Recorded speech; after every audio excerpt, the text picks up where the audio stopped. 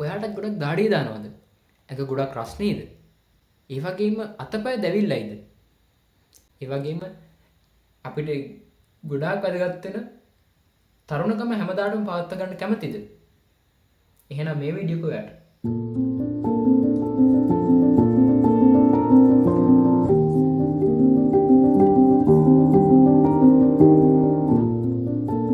Sinhala medicine YouTube නාලිකාවට ඔබ සියලු දෙනාම සාදරයෙන් පිළිගන්නවා. ඔයාටත් ගොඩක් දාඩිය දානවද? ඇඟ ගොඩක් රස්නේද? ඒ වගේම අතපය දැවිල්ලයිද?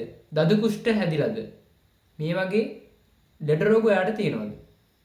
එහෙනම් අද අපි කතා කරන්න යන්නේ දුර්ලභ වටිනාකමකින් යුක්ත ඖෂධයක් ගැන. ඒ තමයි නෙල්ලි. මේක සාමාන්‍ය ව්‍යවහාරයේදී අපි භාවිතා කරන්නේ බෙහෙත් නෙල්ලි කියන නමින්. ඒ වගේම ආයුර්වේද පැත්තට අපි ගියොත් එහෙම ආයුර්වේද මේකට කියන්නේ අම්ල කියලා. මේකේ තියෙන ආයුර්වේද වටිනාකම තමයි අපේ ඇඟේ තියෙන දාහය. ඒ කියන්නේ දාඩිය දාන එක, යටිපතුල් පැලෙන එක, ඒ වගේම ඇඟේ උෂ්ණ අධික බව මේ සියල්ලක්ම නැති කරගන්න පුළුවන් විශ්මිත ඖෂධයක් තමයි මේ නෙල්ලි කියන්නේ. නෙල්ලි වල රස වර්ග පහක් තියෙනවා. මధుර, අම්ල, කටු, තිත්ත, කසාය. මේ රස පහෙන් යුක්ත චූටි ගෙඩියක් තමයි ඔය නෙල්ලි කියන්නේ. මේක චූටි ගෙඩියක් වුණාට මේකේ තියෙන වටිනාකම, ආයුර්වේදීය වටිනාකම, ලෙඩ රෝග සුව කිරීමේ හැකියාව ඉතා විශිෂ්ටයි. ලංකාව තුළ අපිට හැම ගෙදරකම, හැම ගමකම වගේ නෙල්ලි ගහක් අපිට හොයාගන්න පුළුවන්. ඉතින් බලන්නකෝ මේ නෙල්ලි ගෙඩියේ තියෙන වටිනාකම මොනවද කියලා.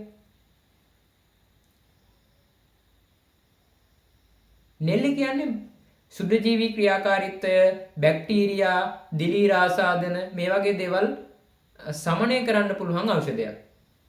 ඒ වගේම තමයි නෙල්ලි වලට පුළුවන් අපේ ශරීරයේ ඇතුළතින් වගේම පිටතින් ඇතිවෙන උෂ්ණාධික බව දුරු කරන්න. ඒ වගේම නෙල්ලි වලට පුළුවන් තරමක් දුරට දියවැඩියාව පාලනය කරන්න. ඒ වගේම අස්ථි රෝග වලට, මුත්‍රා ආසාදන වලට මේ වගේ ගොඩාක් රෝගීන්ට මේ නෙල්ලි කියන ඖෂධය භාවිතා කරලා සුවපත් වෙන්න පුළුවන්. ඒ වගේම තමයි අපි කවුරුත් කැමති මේ තියෙන තරුණකම රැකගන්න. ඉතින් ඒක රැකගන්න වටිනම ඖෂධයක් තමයි මේ නෙල්ලි කියන්නේ. සාමාන්‍ය වයසට පත් වෙච්ච පුද්ගලයෙක් නෙල්ලි තම්බල වතුර බොනවා නම් ඒ තුලින් ඔහුගේ සමේ ඇතිලා තියෙන වැටීම, ඒ කියන්නේ අපි වයසට යනකොට අපේ ඇඟ දුර්වල වෙනවනේ, අස්ථි හයිය අඩු වෙනවා. ඒ වගේම හිසකෙස් ගැලවී යනවා. ඒ වගේම හම රැලි වැටෙනවා. මේ වගේ දේවල් සිද්ධ වෙනවා. ඉතින් මේවා සියල්ලක්ම දුරු කරගෙන හැමදාටම මේ තරුණකම පවත්වා ගන්න මේ නෙල්ලි උපයෝගී වෙනවා. ඒ වගේම තමයි අපේ ගෑනු පාර්ශවයට ගොඩාක් තියෙන ප්‍රශ්නයක් තමයි කොණ්ඩේ අනේ. ඉතින් මේකටත් මේ නෙල්ලි කියන ඖෂධය ගොඩාක් වැදගත් වෙනවා. ඔයාලා දැකලා ඇති ගොඩාක් අය මේ නෙල්ලි කියන දේ හිසට ආලේප කරන්න යොදා ගන්නවා. ඉතින් ඇත්තටම මේක තියෙන ගුණේ වැඩිකම නිසා කෙස්වල මුල් වලට මේ නෙල්ලි ආලේප කිරීමෙන් ඒවා වියලීම අඩු වෙනවා. ඉතින් කෙස් ගහක් ගැලවිලා යනවා කියන්නේ ඒකේ මූල පද්ධතියේ තියෙන වියලි බව නිසා තමයි මේ අපේ හිස්කබල අධික වියලි බවට පත් වුනහම තමයි මේ ප්‍රශ්නේ මතුවෙන්නේ. ඉතින් ඒක අඩු කරගන්න පුළුවන් මේ නෙල්ලි කියන දේ යොදාගෙන. ඒ කියන්නේ ඔයා පාවිච්චි කරන ඔයිල් වලට වගේ මේ නෙල්ලි යුෂ නැත්තම් නෙල්ලි වේලලා ඒ කුඩු දාලා මික්ස් කරලා පාවිච්චි කරන්න පුළුවන්. ඒ තුලින් ගොඩක් ලොකු ප්‍රතිලාභ ඔයාලට ලබා ගන්න පුළුවන්. නමුත් මෙන්න මේ ටිකත් අනිවාර්යයෙන්ම දැනගන්න ඕනේ. ඒ තමයි නෙල්ලි හැම කෙනාටම පාවිච්චි කරන්න බෑ. ඔයාගේ රුධිරයේ රුධිර කැටි ගැසීමේ සම්භාවිතාව වැඩි නිසා ඔබ බෙහෙත් ගන්නවා නම් ඔබට නෙල්ලි පාවිච්චි කරන්න බෑ. ඒ වගේම තමයි ක්ෂය රෝගයෙන් පෙළෙන කෙනෙක්, ක්ෂය රෝග කියන රෝගය වැළඳලා ඉන්න කෙනෙකුට මේ නෙල්ලි පාවිච්චි කරන්න බෑ.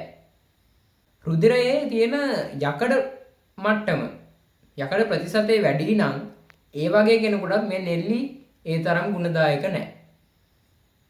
ඒ වගේම තමයි මම කියවනේ දියවැඩියාවට මේ නෙල්ලි කියන දේ පාවිච්චි කරන්න පුළුවන් කියලා. ඒකෙන් ඇඟේ තියෙන සීනි මට්ටම අඩු කරගන්න පුළුවන් කියලා.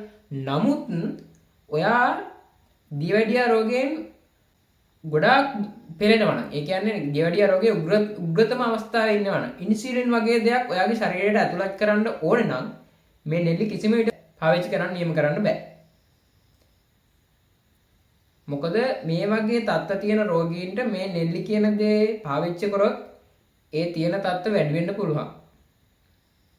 ඒ නිසා ඔයා නිරෝගී කෙනෙක් නම් ඔයාලගේ වයස් සීමාව අදාළ වෙන්නේ නැහැ. ඔයා දිනපතා හෝ නෙල්ලි තිබෙන කාලෙට, නෙල්ලි ඵල තිබෙන කාලෙට ඒවා ආහාරයට ගත්තොත් ඔයාට නිරෝගී වෙන්න ඉන්න පුළුවන්. ඉතින් බලන්නකෝ අපි මේ ජීවත් වෙන ලෝකයේ අපිට අපේ අහල පහලින්ම මේ ලෙඩවලට බෙහෙත් හොයාගන්න පුළුවන්. නමුත් අපි කරන්නේ පොඩි ලෙඩක් හැදුනත් ඒකටත් බෙහෙත් හොය දුක් විඳ ඉන්නවා. ඉතින් අපි අපේ මේ YouTube නාලිකාවෙන් බලාපොරොත්තු වෙන්නේ මේ වගේ ඔයාලගේ ගෙවල් වලින් හොයාගන්න පුළුවන් ඖෂධ වර්ග ගැන ඔයාලව දැනුවත් කරන්න. ඒ තුලින් අපිට පුළුවන් ලෙඩ රෝග වලින් අසීමිතව දුක් විඳින අපේ මේ ප්‍රේක්ෂකයන්ට පොඩි හෝ සහනයක් ලබා දෙන්න. ඉතින් එහෙනම් නෙල්ලි කියන දේ අපිට ගොඩක් වටිනවා. නෙල්ලි ගහක් ගෙදර තියෙනවා නම් ඒක කපන්න එපා. ඒක ඔයාගේ වාපිච්චෙම් කියන ත්‍රිදෝෂයම නසන්න පුළුවන් ඖෂධයක්.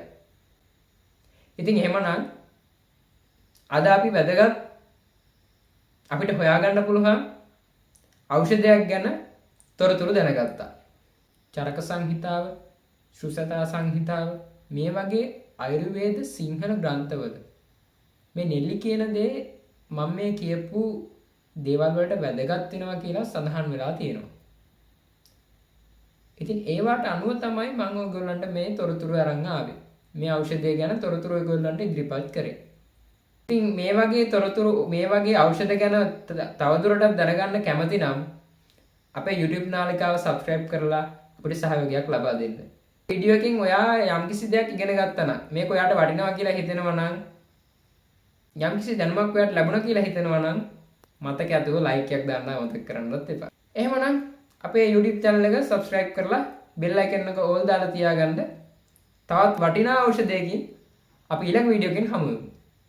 ඔබ සියලු දෙනාටම නිරෝගී දිවියක් වේවා.